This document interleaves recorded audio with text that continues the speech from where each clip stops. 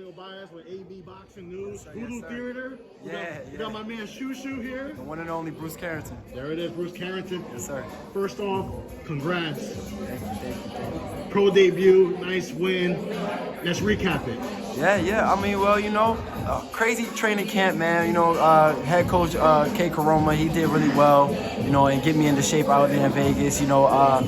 4 a.m. mornings and everything like that. But once going into the fight, man, it's just like, straight tunnel vision. The game plan was just work on everything that we worked on inside the gym. Make sure, we break down our opponent, and then if the knockout came, the knockout came. But if not, just continue with the game plan and just, keeping our defense up. And man, it was just a great experience overall. First pro fight, I've been waiting to get back in the ring for so long after so many doors been slammed in my face after the Olympics, shot me out and stuff like that from 2020 and 2021.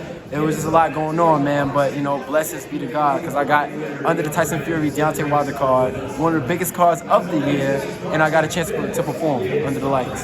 Definitely, and that's going to go down in history. You're always going to remember that moment and that night. Yeah. And, speaking of that night, I got to talk to you about the main event, of course. What a fight, possibly one of the best trilogies we've seen in a very, very long time. Yeah, to be honest, one of the best trilogies, heavyweight trilogies, whatever you want to call it. Like, and I tell you, Britt, man, it was like the atmosphere in the arena was like crazy, man. It was something like out of a Rocky movie, I swear. You see Tyson Fury knock Deontay Wilder down, and then you kind of think that Deontay Wilder's probably mentally not there, and it's kind of over with. Then he knocks Tyson Fury down and two times in the same round, and then Tyson Fury ends up, ending off the fight. Man, it was an amazing fight. It was something that I was so happy to be a part of, an event to be a part of, and it's a once-in-a-lifetime experience. Now, Shushu, what's next for you? Man, right now we're just in negotiations, trying to fight before the year end, and if not, we're gonna fight at in January. And I'm just trying to stay as busy as I can, man. I'm trying to stay as focused. I'm staying focused, and I'm just trying to stay as busy as I can, like I said, and just make sure, man, it's just gonna continue to give crowd-pleasing performances.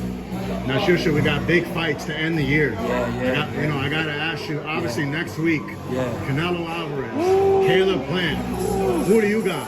Man, I love both of them guys, man. Like this kind of fight, or it could go either way, because it's the boxing ability of Caleb Plant. He's well on his feet, great reaction, and that jab that will help him a lot in that fight if he uses it well.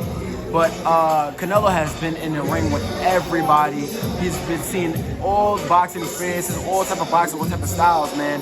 And I feel like that experience will take him over with Billy Joe, what he did with Billy Joe Saunders. If you come with that same game plan, it'll be a very interesting fight. Early rounds, I see Caleb Plant taking. Middle rounds, I see Canelo taking. And then towards the end, you're going to see who's the real man and who's going to end up being the undisputed champ. Something you got to watch, man. I can't call it.